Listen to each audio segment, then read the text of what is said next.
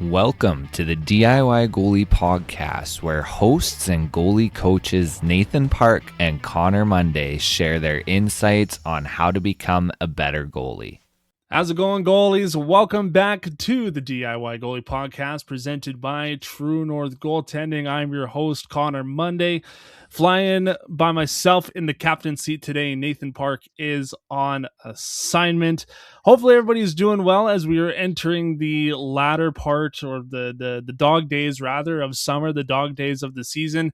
And as we gear more towards playoffs and everything else, we're definitely excited, and things are kind of slowing down a little bit on our end, but not really. And it'll kind of die down for a week, and then we'll pick back up.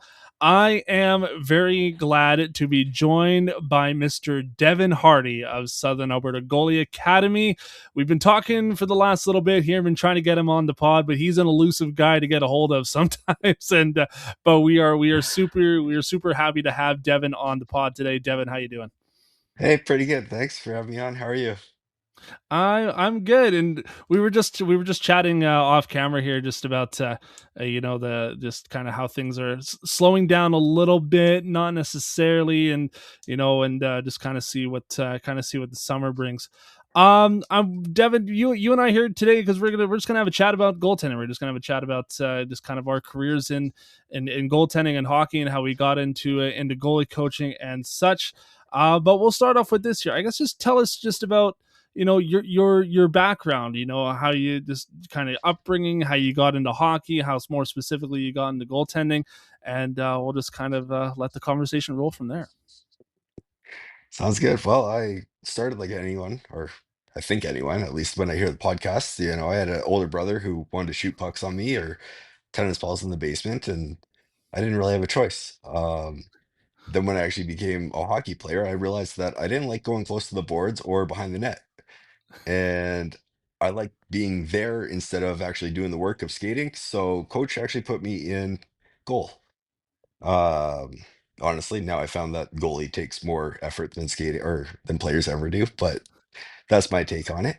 Um, I've just found that I love the crease, honestly. From my first time, like I think it was novice or whatever, um, whatever they call it, U9, and walked in the dressing room and we had the like old brown pads, leather straps with the fluffing falling out, and the goalie stick was Patrick Waz.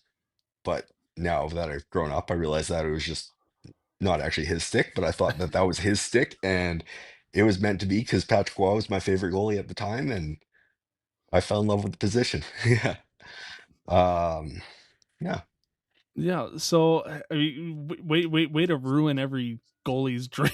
Right there is, oh, stick's got Martin Brodeur on it, or Patrick Y- Wan.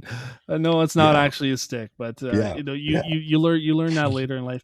Um, so I guess just kind of diving into that, like when it came to playing, is there any like specific moment with playing goal that sticks out to you at all? And then we'll dive into training a little bit afterwards, if any at all. For me, I've always been like the quiet kid, and until you get comfortable, or until I get comfortable, and then I explode and just become this, I don't know, like life of the party type person, or so I think, right? Maybe Right. it's just in my head. Um, but I've always been like the weird one, right? And the more that I became goalie, the weirder that I was kind of allowed to be, and like in my own little element where you put on the mask and you could be a superhero for the day, right? Like you're leading your team out, and at the end of the game, everyone's coming to you, right? Uh, Obviously, when you're winning, it feels a lot better than when you're losing. But when I was younger, that's what it kind of felt like for me. And I don't know, through hockey, I've just felt natural in the position. Like I play beer league now as a player, and I have fun, trying to toe drag, but my home still is still in net. I love designing the pads. I love painting my masks. I love just being a goalie and saying that I'm a goalie. Was there any specific set of pads or any like specific mask? And I asked that question because you can kind of tell behind me here. I have the Reebok P4s, and that was the very last set of goalie pads that I wore in my minor hockey career. mixed in with the maple leaf helmet right there, and then actually just the helmet right over there is the very very first helmet that I ever wore playing, and then the set of white pads is the beer league pads that I wear every so often. So just Yeah. what, like, was there ever like a set of pads growing up that just like you're very fond of, or like a specific type of mask that you remember distinctly? Honestly, growing up, I realize now how much I didn't like my equipment, but I didn't know any different, and I was too uh, timid to actually try stuff. So once I got adult money and was able to figure out, hey, this feels better than this, I've really dialed into my systems and like my stuff. Like I have the Axis CCM helmet or CCM Axis helmet, and before I was always Bauer. It was like style points or nothing. I had the white cage, the black, the white straps. Like it was just style points for junior, right? But I realized that the helmet didn't fit me. And like I tried to do certain things, like I cut out the chin strap so then I could push it in tighter. And there was one game where I realized that my nose actually stuck out of the cage. And I found that out by a puck to the face. Oh no. So that was like things that I just thought that I could get away with because I was like, oh, it doesn't feel right, but I don't know how to fix it. Ended up causing more damage at that point, right? But now I'm in the Axis helmet and like I don't know if I could go to a different helmet, right? Like little things like that. Um, Same thing with my pads. Like honestly, I went with Bowers currently because of I was lucky enough to get a special deal. Um, but like I really like the Von graphic, but wanted long term, right? So I wanted a nice stiff pad because as much as I love the Vons growing up, I'm a beer leaguer, right? Like I Mhm. don't want to have a soft pad 5 years in and then have to replace it. But I've always loved the graphic, so I went with the Carey Price graphic for like remember the swirl, not the swirl, but the like Oh, like razor, like the like S. the Eflex graphic, No, or is like that his no? V2 swirl with the lines, and he had one line Oh, those one. Okay, yeah, yeah, blue. yeah, Yeah, yeah, I forget what it was like the 7700 graphic or something like that. yeah. I don't know. Yeah, but Okay. that's Uh, So then, sorry. so then, Sorry to go on no, a tangent and just ramble. Yeah. well, hey, we're all goalies. Everybody gets into goaltending one way or the other. I mean, it's funny we talk about gear because that's the whole reason why I got into playing. Is like, my dad still has the old Cooper pads sitting in the stairs under the basement here, and then just I remember just seeing those pads because Dwayne Rollison was a huge influence on my playing career, and just remember seeing his pads and remember saying that like I want those specific TPS pads. Ended up getting a box set of iTech from IKEA, which were ice legal, by the way, uh, and uh, and just kind of just kind of ran with it from there. So we all get into goaltending for different reasons, and I think the most generic one over anything is like you were saying, your older brother sticks you in net, or it's the gear. Yeah. Yeah, literally, right? It's you're able to be yourself as a goalie. That's Yeah. what I find. Yeah. But So making that transition then, because goalie coaching, especially the way that we do it nowadays, is still a relatively newish, um I don't know, thought, or like a newish, system. yeah. And it's still weird for me to think that it's not that long ago that there wasn't really much of, if at all, goalie coaching, especially in the early 2000s, and the late 1990s and such. So for you, before we talk about you getting into being a goalie coach, what was your development like growing up playing as a goalie? Did you really get much coaching at all? And do you remember? Do you have any coaches specifically that you remember working with? Well, like yeah, like I had no goalie coaching between U9 and U15, and then I went to the Edge school, and Todd Lorne was there my first year. I'm not sure if you're aware of him, but he was part of World Pro. I honestly don't know what he's doing now, but he he made me fall in love with the sport. Like I thought that I loved the sport before, but he showed me a different side of it of uh, how to how to take my abilities of being weird and focusing on actually doing the position, right? And I found with Todd, not only did he help me like navigate my crease better, but he slowed me down so I could actually focus. Um, which I find I don't know about you, but I find a lot of goalies struggle with that, right? Whether they have ADHD or whatever it might be. Um, but he had a way of dialing me in to really focus on what needed to be done. And because of that, I found that not only did my game develop, but like everything around me developed. And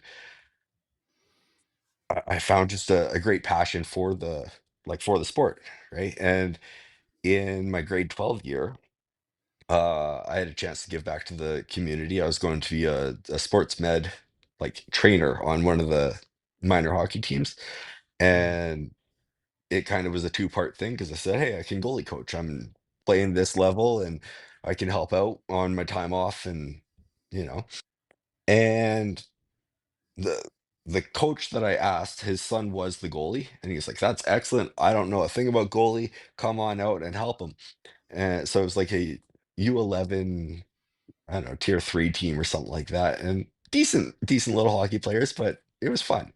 And from there, I followed the kid all the way up. Just every year they asked me back, and it was like my way of giving back to the community as I went through my junior and all that kind of stuff. And then I decided to actually step away from the sport itself. I hung up the pads. I wasn't coaching anymore, and I went into the trades.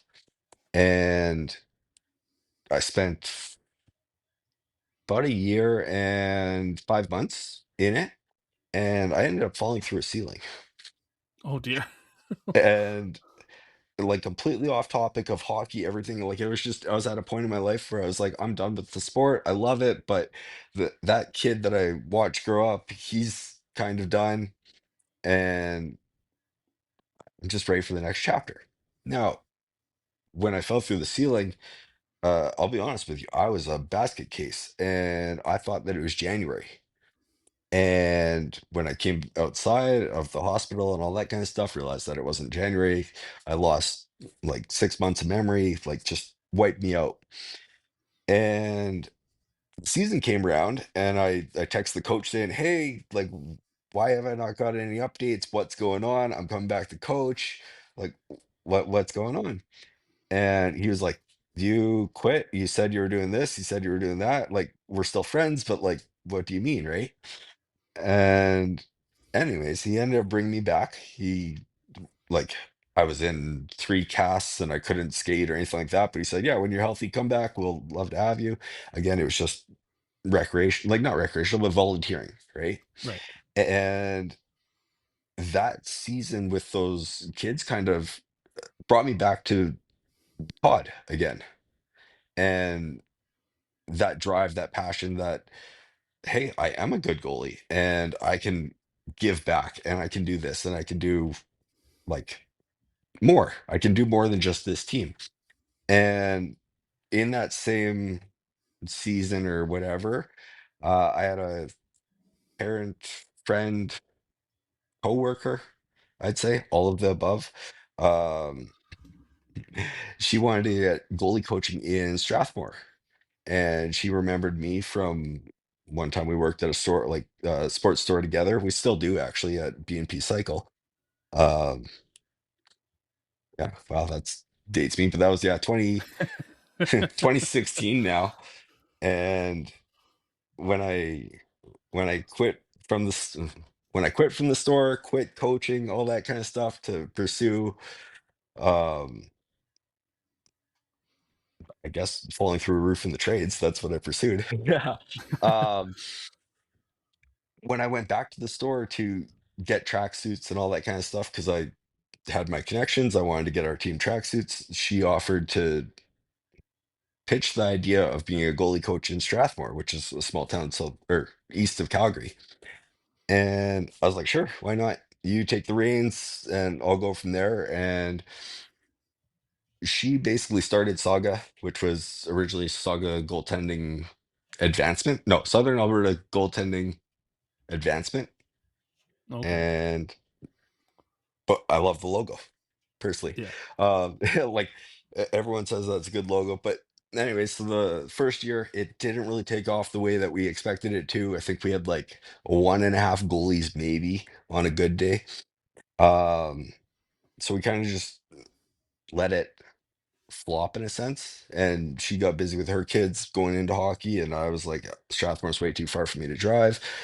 And and I was honestly, I was still up in the WCD stuff, and I wasn't fully set on like it was a weird point because we might have to edit a whole bunch of this because it's all jumbled and all that kind of stuff, and I'm sorry, but there was times where I was really passionate, and then there was times where I was very depressed.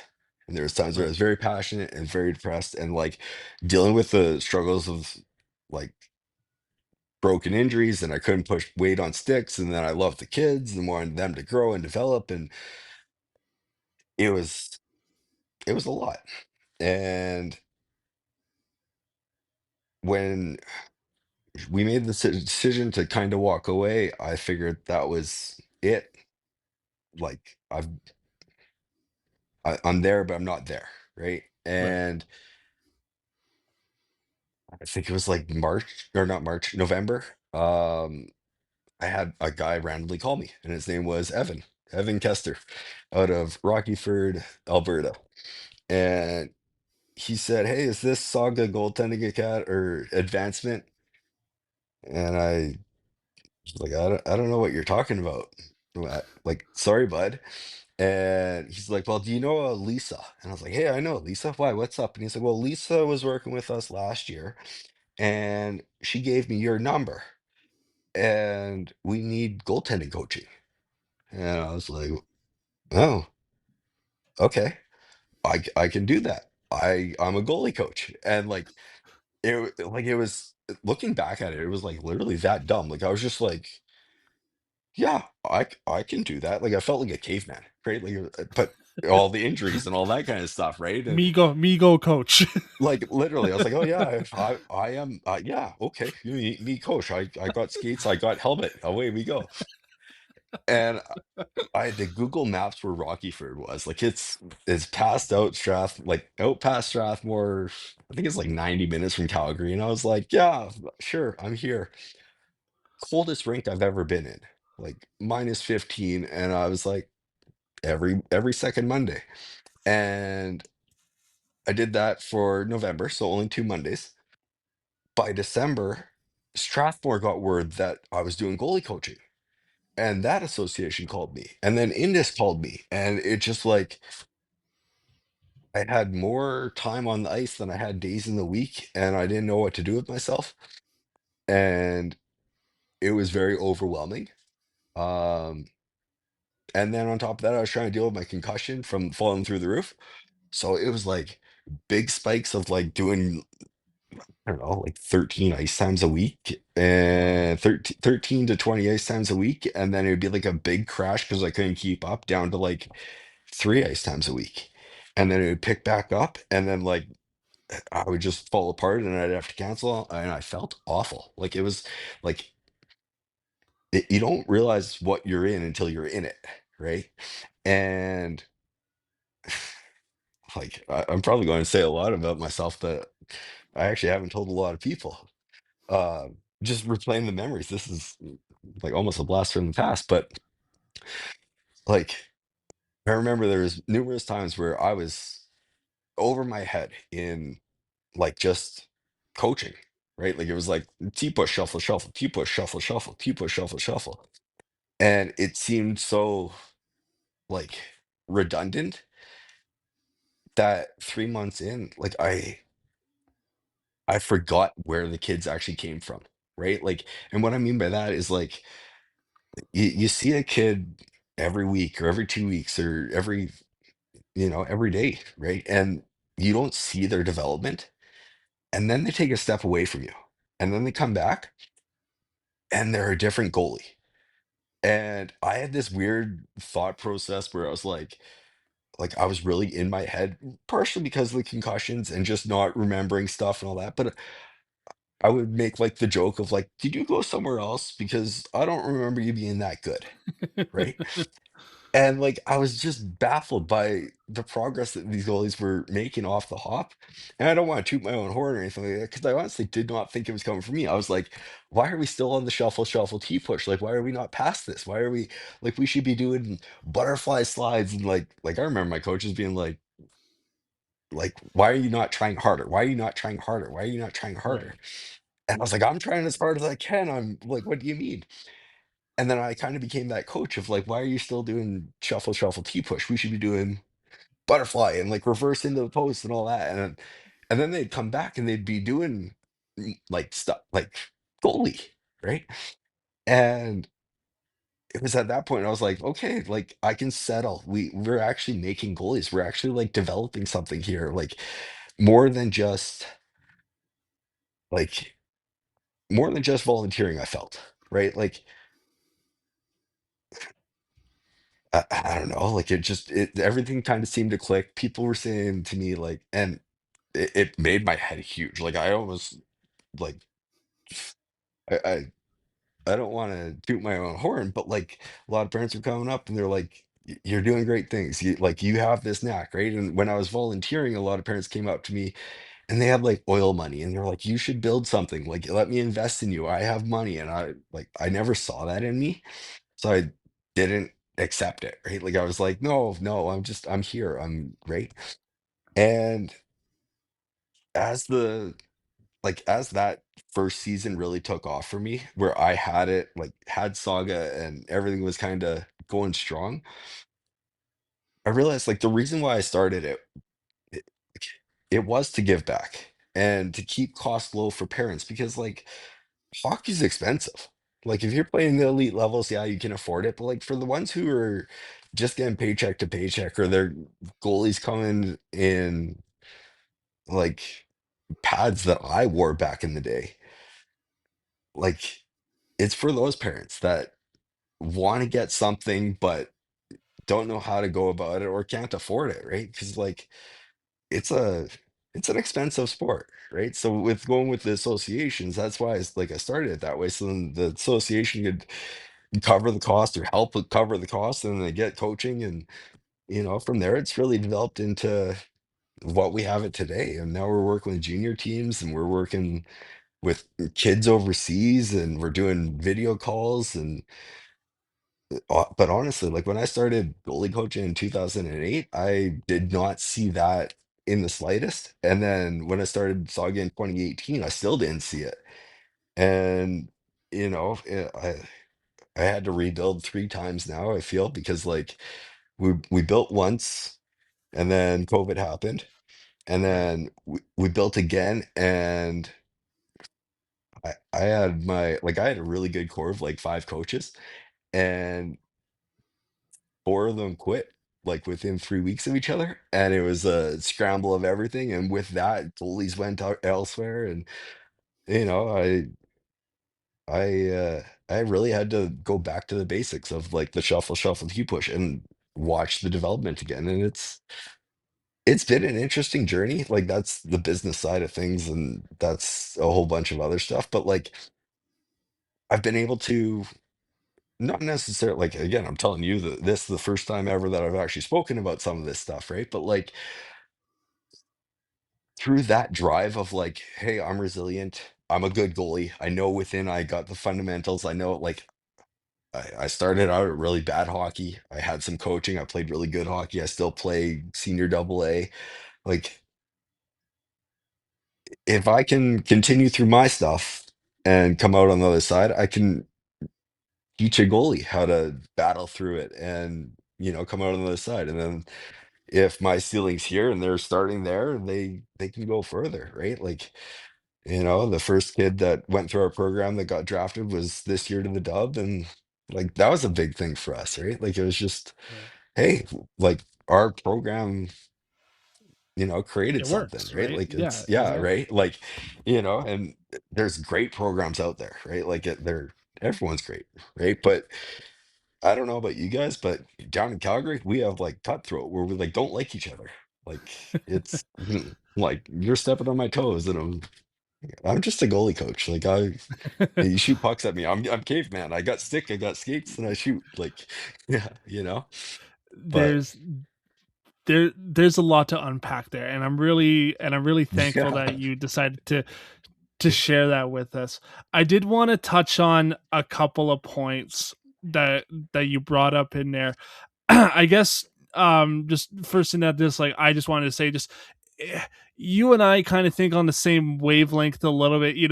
There were times where, like, oh, maybe this is like my last year in coaching. Maybe like this is my last time in hockey. And then there's that one stupid little nugget that just pulls you right back in, and then all of a sudden you're down the rabbit hole again, and there's a few years, and then you're like, oh, maybe this is the time. And it's a cruel mistress, and it never lets you go entirely. um I guess for the viewers as well, Devon and his group of guys, they're based in Calgary. We're based up here in Edmonton, so we kind of already don't like each other based on the Battle of Alberta standpoint. But which I want to touch on in a minute because I think it'll be interesting to kind of get your side of things. Um, let's go with this. So when you got when you started with Saga, I remember seeing on your profiles on your social media is that the biggest motto that you guys have is to build good habits, which yep, hundred seems like percent. which seems like such a standardized motto. It's like, hey, in your training, build you want to build good habits, but that if you only just take that at face value, there may not be much meaning behind it. So I'm curious to know, when you say build good habits, and that's the subline with Saga Goaltending, what does that mean to you? Just means like for me, showing up with your best foot forward, right? You're always Okay. like, doesn't matter if you're training or you're in a game or you're on your own, you're still giving it your best, right? There's some days where sometimes you might slack off, right? But don't make it 2 days in a row, right? If you want to build a good habit, you can't miss 2 days. You got to be building whatever habit you're doing consecutively, right? And it takes 21 days to kind of build a habit. It takes 90 days of consistency to actually build something. It takes about 3 years for it to build a lifestyle and like actually something you can go off of. But like you have to build it daily. So, going back to like shuffle, T push, if you build your foundation off shuffle, T push, then you're going to be getting the pucks better. You're going to be getting in positions better. You're going to be able to be more reactive and more mobile better than just if we're sliding around in terms of that, right? Like that's kind of the basic build good habits that I go to is like, hey, you make the save, but yeah, let's recover to the feet, right? Let's Mhm. get there. Let's beat the players to the puck, because if you beat the players to the puck, then you got a second to look around, right? If you're not building that habit to be better than McDavid, let's say, right? Because he's going to be coming in on you, he's going triple DQ. If you're not building the habit of I gotta beat him, or I gotta beat Draisaitl to the puck so he can't make that pass, or if he makes that pass, I'm ready for whoever to receive it. If you're not building that habit now and you're just sliding into the post thing in RVH while it's on the ringette line, then that's kind of where you're going to be, Mhm. right? Okay. If that makes sense. Yeah, no, no, Like, you're right. right, and like, we have the luxury up here watching McDavid every other night, and It's awesome watching him. there was a video that went out a while ago, and it was somebody on Twitter chirping at McDavid, saying that he could stop him or whatever. And then so it was like this whole ad thing for something. It was like this whole kind of social media thing where McDavid went up against like 5 different goalies, one of them being this guy who was just talking a lot of smack and ended up just embarrassing him. But just yeah, I get it. It would be an honor and a dishonor to be lit up by McDavid like that. Literally, yeah, yeah. Like it Yeah. would be, yeah. Just to be on the Yeah. ice would be awesome, but yeah, Oh, absolutely. to get the I sunburn, remember. I'm not sure. Yeah, I remember skating out with Andrew Cogliano and Sam Gagne a long time ago. It was like the Canadian Tire Kids program that they had at West Edmonton Mall here, and yeah, it wasn't like goalie centric, but it was like this whole kind of player development thing. And I still have the jersey lying around, so I'm not entirely sure where it is. That'd be Um, awesome.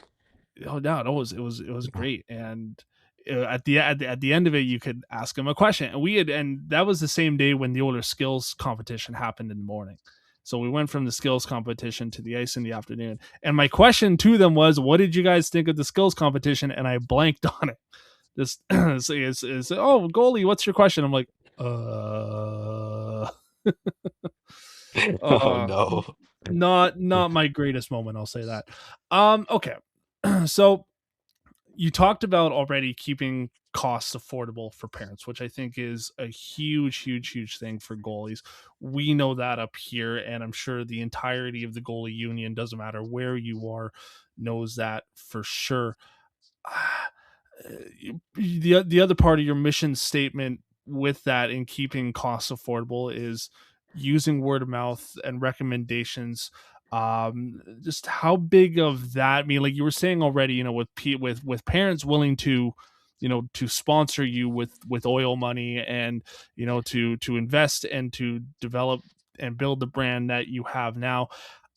We know it up here with True North Goaltending how important social media and word of mouth is, but for our counterparts down south, how big of that is for you guys, especially in a place like Cowtown. Like word of mouth is everything. Like, yeah, I've only wanted to build it like word of mouth or people who come and enjoy it, right? Actually, today, we had one goalie, he was coming on the ice after our session, and his mom stopped me and said, "Are you SAGA Goaltending?"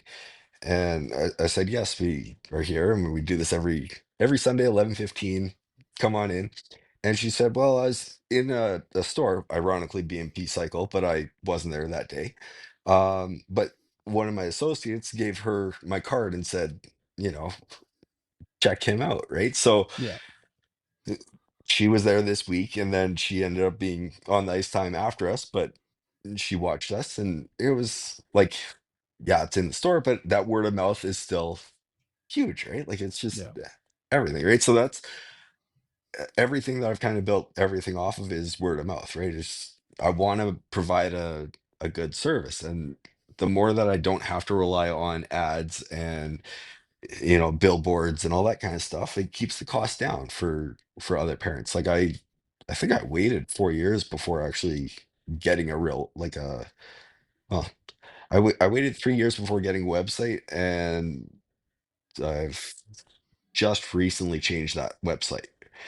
okay, Um, like because of cost. Like I can't go on the behind the scenes stuff. I was like, you want X amount for this? Well, that's like either I got to increase the price $25 or I got to get 3 more goalies. So I'm not there yet, right? yeah, And like a lot of my, and maybe it's just self doubt or something like that, but it was a lot of my things where I don't want the parents to have stress about their goalie coaching, right? Like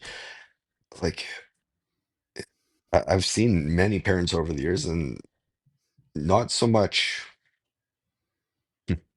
It's weird because when I was growing up and all that kind of stuff, a lot of the money that I had around me or the teams that I played for were a lot of oil driven money, right? And then I got outside of that and saw a different side of things where the goalies who don't get that luxury, and the parents don't have that luxury of just everyday funds.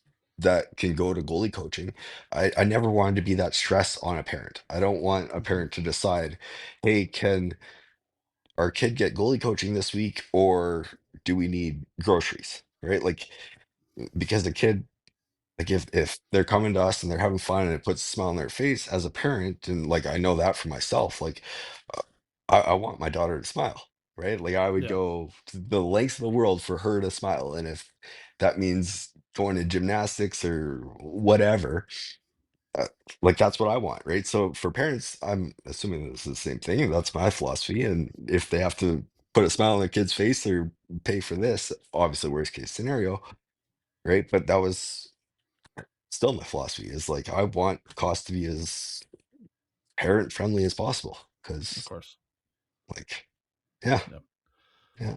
What about, so I guess just what, like, I mean, we, like, obviously in the program that we have and how we with True North Goaltending utilize social media, the podcast being a prime example of that as well.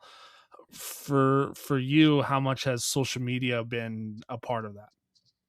Oh, it's been a like game changer. If I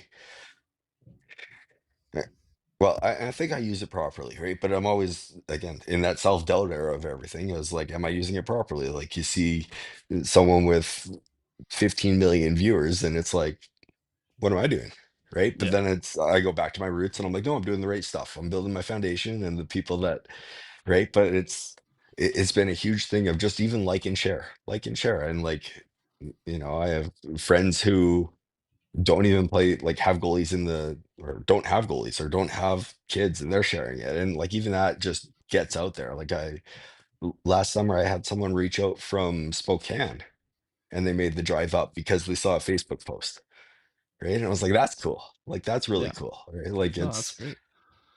like, yeah. So it's little things like that. And then that just like, I don't know, makes me know that I'm doing the right thing. I'm on the right track. Like, hey, you drove 9.5 hours for, a camp. That's awesome. Or I got another guy and he sends me videos as they live in Saskatoon.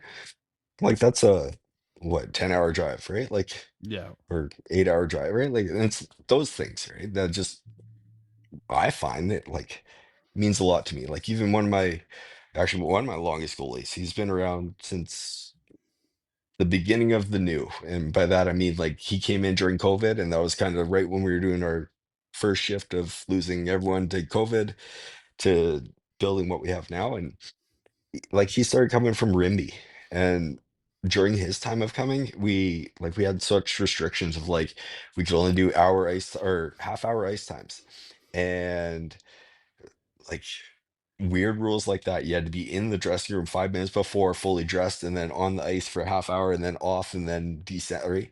And they'd leave at 4:30 in the morning to get there for a 7 o'clock ice time Wow. for a, and they'd be off at 7:30 and then drive back home. And I was like you're driving from Edmonton to Calgary. Nothing to take from you guys, right? But like that was a big eye opener for me, right? Like, and then Yeah. they stayed with me, and now we have the guys coming from Spokane, but like all word of mouth, all of like, hey, I know a guy who does this, and go check him out. Wow. And That's, yeah, yeah, I can't speak for us, but and if Nathan was here, I'm sure he could shed a little more light into that. I only show up wherever Nathan tells me to. I don't know what all the behind the that's scenes fair. That's fair. is a lot of that. But I know that, Yeah. like, with our reach, because we've launched our virtual goalie program, really virtual goalie coaching program, like a couple months ago, and I know that that's been popular, and just the outreach that we've had with that has been phenomenal as well. So we thank everybody for taking part in that with us. Okay, so I want to dive into this quickly. We did kind of talk about it a little bit. Um your philosophy to coaching and your philosophy to goaltending. Yeah. Just kind of what does that look like to you? The philosophy for goaltending, I try to keep it as simple as possible. Like, stop the puck. Right. Right? Like, at the end of the day, stop the puck. Right? Now, my goal to help you do that, or help whatever, is stop it as effectively as possible. Right? So what I mean by that is like if we can get the angle for or like get our angle first rather than our depth, that makes us stop the puck easier, right? You got, but that's like at the end of the day, and I've told this to my junior goalies, I told this to the goalies when I worked with them at State, is like you can practice all you want. You can be lights out in practice and get all the fine tuning because that's your foundation. You want 99% of your saves like that. And you want to save like the 1% for when you really need it. And when you really need it, that's when you have to do anything you possibly can to keep that little black thing out of that little red square.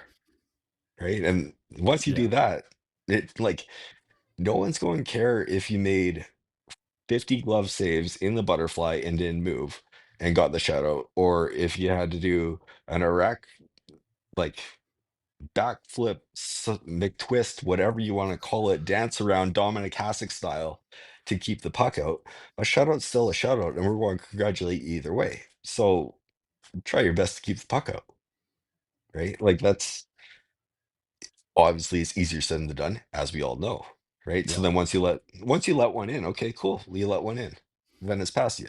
On to the next one, reset, Okay. right? Like you Yeah. can't if it's in the past, you can't change it, right? So why dwell on it? Why carry it on? It's like, and I think that philosophy honestly came from when I fell through a ceiling because like that was one of the biggest things is I really was caught up on it.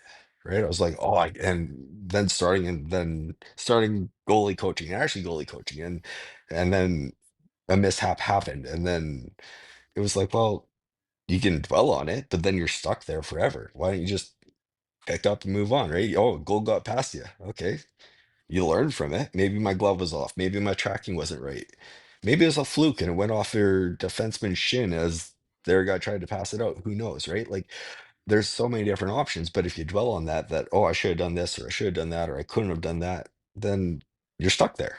And by Yeah. that time, five more seconds went by, right? And it doesn't happen often, but how many times is it a big deal when the team scores a goal, and then 9 seconds later, they score another one. It's like, "Oh, wow, they got it so quick." Well, the goalie's still in his head. He's wondering why he didn't stop the first one. And then all of a sudden 2 are in, and he's like, "Whoa." And I've been there, like, don't get me wrong, I play down in Fort McLeod for senior double A in the ranch, and that is probably the most difficult team I've ever been on as a goalie. Just, like, in terms of the rotation, in terms of everything, of, like, it's wild. I've played there and I've had a leash of 6 goals. I've played there and had a leash of 2 goals. And when you have a 2-goal game, and yeah, like looking back at it, it's like, oh, those are bad goals. I pulled myself too. But when you're in the moment, and I try to reiterate this to other coaches who have had this debate with me of like what you think is weak, and you pull a goalie on, let's say 2 goals. And we saw it in the playoffs this year with Onger. Right? Well, Hmm. what does that do to his psyche? Right? Like not only does coach not trust me, but I can't trust like those were 2 weak goals, but he's in his like from my standpoint, he's in his head. He's not past that. He's still trying to figure it out or whatever it might be. And it, in the goalie world, if you think like that, you're dead. Right? If you think you're dead. Yeah. So it's very much like, okay, one puck at a time. Make the save, push. Make the save, push. And then the more that you can keep it as simple as possible and as relaxed as possible, I find, with still having an edge, it's going to give you the best advantage. But that's just my take. Every person's different, and I could debate that for hours. Unfortunately, we don't have hours today as Yeah. much as I'm sure we'd like me to. You touched on it a little bit, but I wanted to get into a couple of other questions here as we're kind of running close to time. You talked about the Yeah. Fort McLeod Mustangs. I guess if try to sum it up as briefly as we can here, just kind of Yeah. talk about how you got into that and talk about the playoff runs that you had in the 2022-23 season and the 23-24 season. Oh. I got into that because honestly, I had a goalie ask me what it's like to try out. And for me, and I'm going to blame it all on the fall, but because of the fall, I forgot what it was honestly like to try out. I forgot what actually going to camp was like and having to try. Because in beer league, it's like, yeah, either I'm playing for free, you're paying me, or I pay you half fees. Like I don't have to try out. So when one of the goalies came and asked me, "Hey, what do you do for tryouts and what's it like?" I'm kind of nervous. I was like, "Well, you know what? I told him, I was like, it's been so long I forgot what it's like, because he didn't know about my injuries and all that kind of stuff. But I was like, I'm going to go and try out this year for Fort McLeod. I'll let you know." And uh, he didn't make the team. I I was the fourth goalie, so you could call a spade a spade. I probably didn't make the team either, right?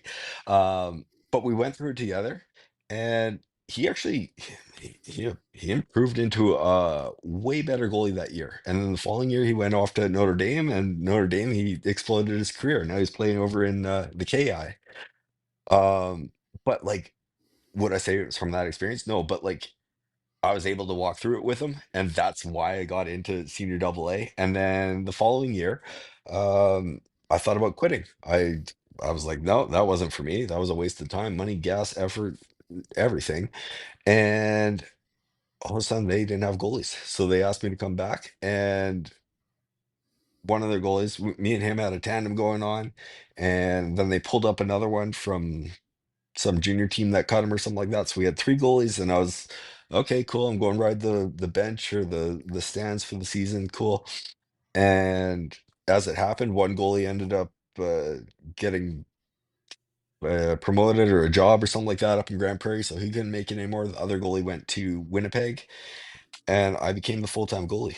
And I've kind of been there ever since. I've switched on and off from full-time starter and getting a lot of games to being the away starter. So it's a little bit closer to home. But Right. yeah, Okay. the Nice. playoff runs there, and they're fun. We're actually looking forward to a big one against Nanton next week. Nice. And yeah, it should be fun. We don't like them. We don't like them. Well, best of luck to you on that. I wanted to. We were talking about this off camera, and I want to get to this here because you had asked me a question about goalies getting hit in the head. So I'm gonna get you just to kind of rehash what we were just talking about here, and then we can Yeah. kind of we can kind of dive into this here for a minute. Okay. Yeah.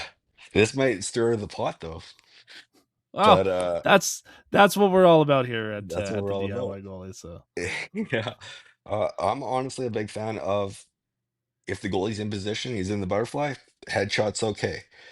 My take on that is A, we all have helmets.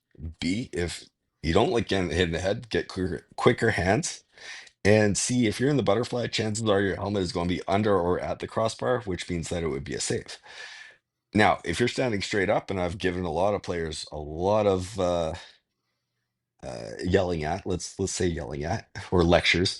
If the goalie's standing up, I do not believe that the head is fair game, because if you can't hit the net and it's going that far wide, then that's just a wasted shot. But if the goalie's in his butterfly, by all means, that's fair game. That's a save any day, anywhere, and we have protection for it. no, I mean, like look at the Michigan when that was going around for a little while, Yeah, right? And so it seemed to me at the time pretty straightforward of just put your head in that little spot there, just again yeah, you're at that level there where the crossbar is, so why not just kind of shift your body weight up and get kind of your upper shoulder and your head into that area. um I mean, headshots, as we all know, suck. I've taken yeah, my fair share, especially in beer league when it's five in a row. But it's part of the game. I don't think realistically that there's anybody out there, I would hope, that is intentionally going around hitting goalies in the head. And if there are, I would like to have a word with them. oh, Um, but it's it's part of the game of hockey, and like helmets, like they have those certified stickers on them, that they're certified up to whatever year or whatever it says on there. I haven't totally had a look in the last few years. yeah. I um think it's like 5 years or something like that from purchase date. yeah, Yeah, something or somewhere, along those lines. yeah, And the biggest piece of advice, just as a general excuse me, that I remember getting from Dustin Schwartz, who I worked with a long time ago before going to the Oilers, was that if you pull off the puck, and it doesn't matter where you're pulling off the puck, whether it's up high in the wrist or down low, you actually end up exposing more of yourself than you do protecting yourself. So if you take a shot up high and you pull away and it ends up catching me, if you're watching on the video, I'm pointing towards kind of my neck collarbone area, which has happened. Wear neck guard, kids.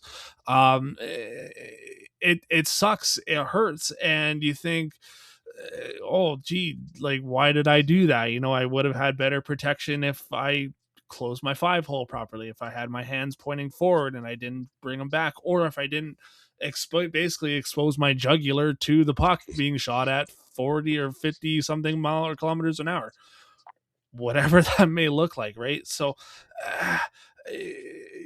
I don't necessarily, I don't necessarily dislike getting hit in the head, I guess, but I don't love it either. It's a double It's not negative my there. it's not my Yeah, favorite. I like I'm with you. I personally don't like it because I don't want to dent my cage.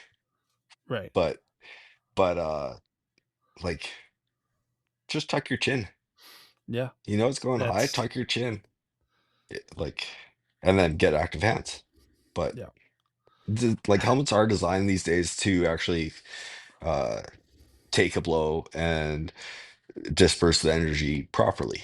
And yeah, if your helmet does fit properly, then you will be protected. Would I recommend, 500 headshots? No, but like two or three over the course of a month, you'll be you'll be a goalie. yeah. So, to parents, it's easy for me to sit here and say, it's part of the game. You know, your kid is, and obviously with concussion protocols and everything else, obviously you want to be wary of that. And like Devon was saying, that the helmets are designed, to absorb that kinetic energy and disperse it elsewhere.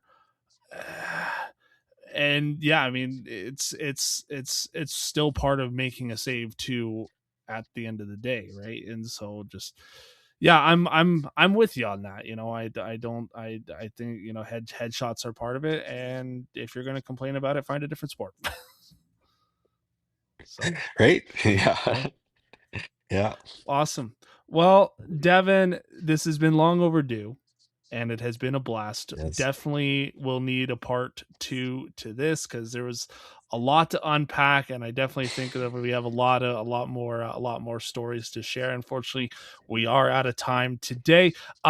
Before we let you go, where can listeners find you if they do happen to find themselves in our rival territory area in the great city of Calgary? Is that I kind of barfed in my mouth a little bit. Where can people find you? How can they reach out to you? And if should they want to book with SAGA Goaltending, where can they get you at? So again, keeping costs low. I'm really personal, so keep us on, or if you have Instagram or Facebook, Saga Goaltending. SAGA and goaltending. And then our website is sagagoaltending.com. And yeah, I might have to clear this with Nathan on that in terms of getting links down in the show notes, but we'll see if we can do something there, and we'll see if we'll see if we can get that going. But yeah, no, definitely, definitely, if you do happen to find yourself in the Calgary area, Saga yeah, Goaltending, those guys do a lot of great work down there. Follow them personally, myself over on Instagram. So definitely check them out. But come yeah, to hit Edmonton, us. we're a lot cooler. So just saying. So.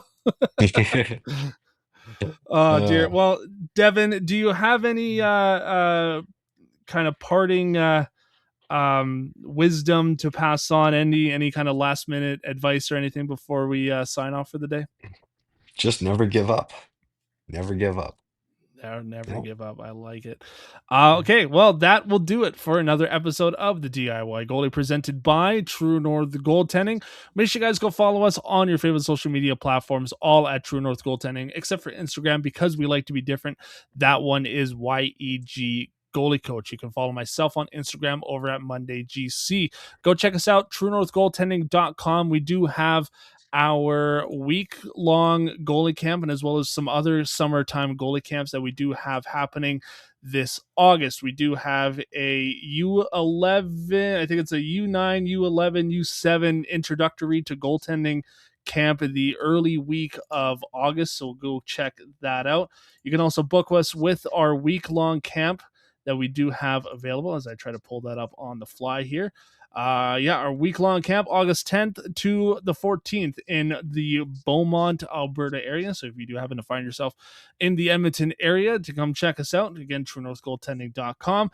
And for all you ringette goalies out there, we are offering a weekend goaltending camp in August from the August 21st to the 23rd. So that is specifically for ringette goaltenders only. So if you do happen to be a ringette goaltender and want to get some extra development in, again, go check us out and book your spot all at truenorthgoaltending.com. Spots are filling fast. Make sure you guys get your bookings in now before things happen.